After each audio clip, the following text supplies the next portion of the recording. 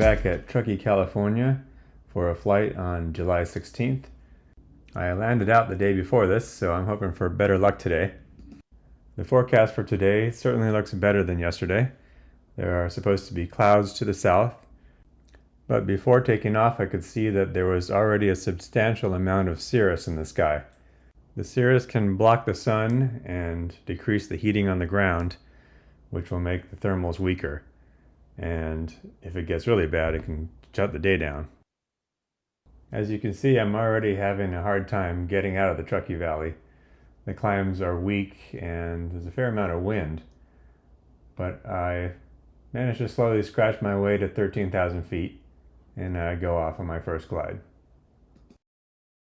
Here you can see the cirrus, but the coverage is not too bad. There's plenty of spots that are getting full direct sunlight.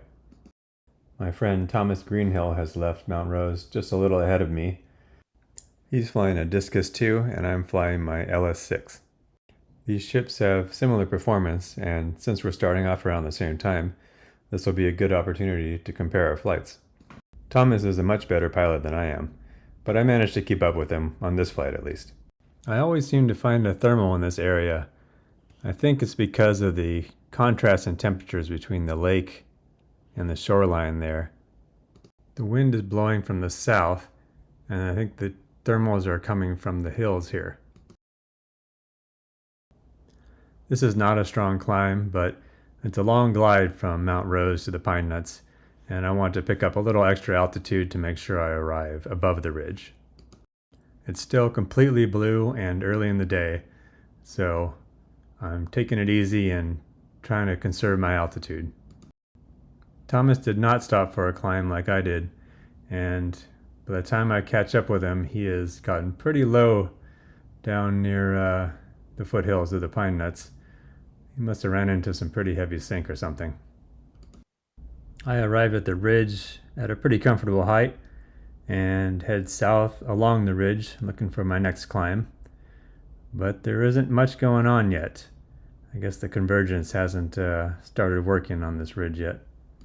At this point I've got a pretty good lead on Thomas, but we'll see how long this lasts. The forecast called for clouds to the south, and I see a few cumulus starting to form over the area around Gibney's Bowl, so I'm headed straight toward them now. My achieved glide ratio was 57:1 on this leg, so I was flying on a line of convergence. As I arrive at these clouds, I'm expecting a good climb, but it doesn't quite materialize, and I end up hunting around a bit. This wandering around off the course line really slows me down and allows Thomas to catch up a bit.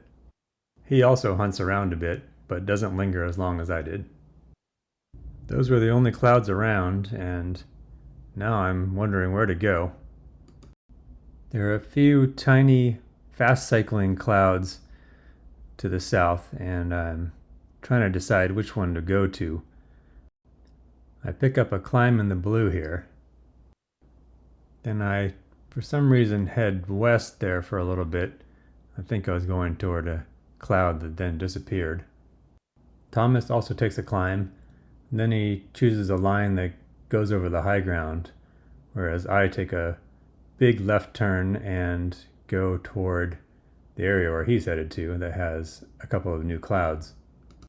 Thomas makes up a significant amount of ground on me because of my wandering around off course line, and now he's catching right up and passing me.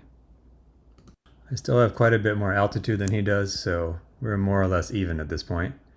Now we're starting to see a few more clouds that are more consistently spaced, and things are a bit less uncertain now. Thomas is out ahead of me, but he's low, and I catch up to him when he's doing his next climb. We're approaching Glass Mountain, and the high cloud layer is getting a little thicker, but we're still getting good climbs, and we share a thermal here. Up ahead are the best looking clouds that we've seen all day, and I'm expecting a good climb here. However, the good clouds don't extend much further south than this, so I'm planning on turning around soon. Thomas and I are neck and neck as I approach my turnaround point.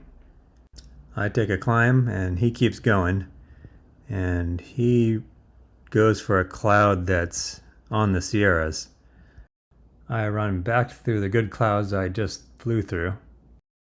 By the way, you may notice that my altitude goes over 18,000 feet in some of the 3D visualizations, but that's GPS altitude, and Class A airspace is defined by pressure altitude, so don't worry, I didn't bust Class A. Our flight paths have diverged quite a bit now. He's going back the way we came, while I'm making a leg out to the east to try to add some triangle points to the flight. I'm following a line of good clouds, and I'm flying fast, making good time here. I'm a little unsure whether this jog to the east is a good idea, and it hasn't escaped my notice that Thomas didn't follow me out here.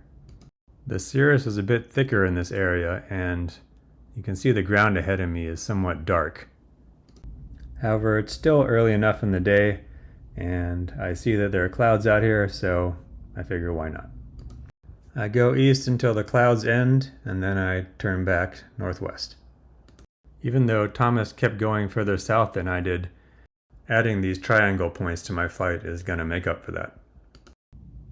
I get a strong climb here for 1,000 feet, and I'm just trying to stay high and make sure I make it back from this area. And now I've got some great clouds that I can just cruise under, and I'm making 56 to 1. Then we're going to cross a blue gap where the cirrus is particularly thick. There are no cumulus clouds here because we are downwind of a lake, which you can see on the glide computer. That's Walker Lake. There are good looking clouds on the ridge just west of the lake, so I'm heading there. I'm starting to get back to what I consider civilization.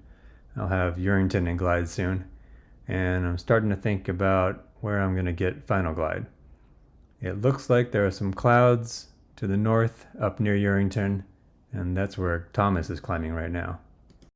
There's a large blue gap in this area, like there usually is, but I'm making 64 to 1 on this leg, so there must be a line of convergence that I'm running on.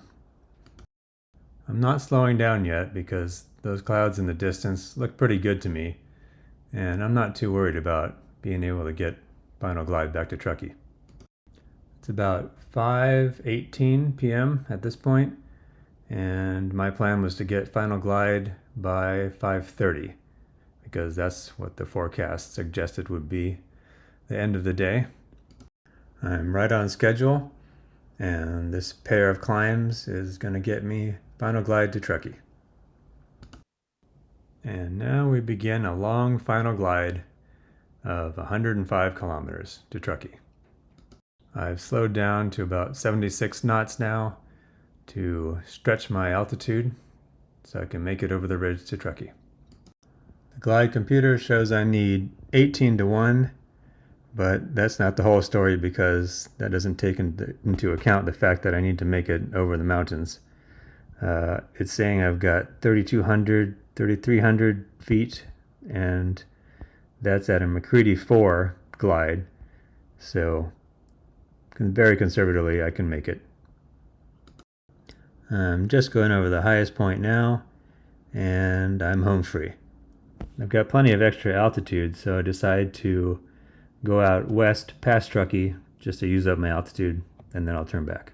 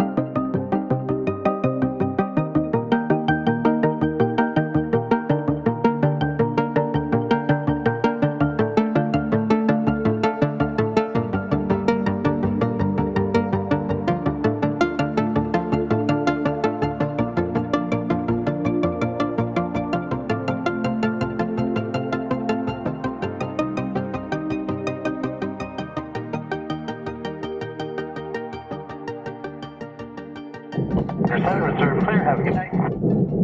Thank you.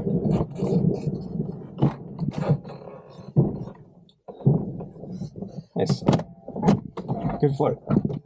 Well, that flight turned out a lot better than I expected, given all the high clouds around. I guess the lesson is don't discount the high cloud days. They can still be very good. I made 579 kilometers at 94 kilometers per hour. I flew slightly further than Thomas did, but because his glider has a lower handicap than mine, he beat me by just 7 points. Still, I'm happy that I was even able to keep up with him. Good flying with you, Thomas.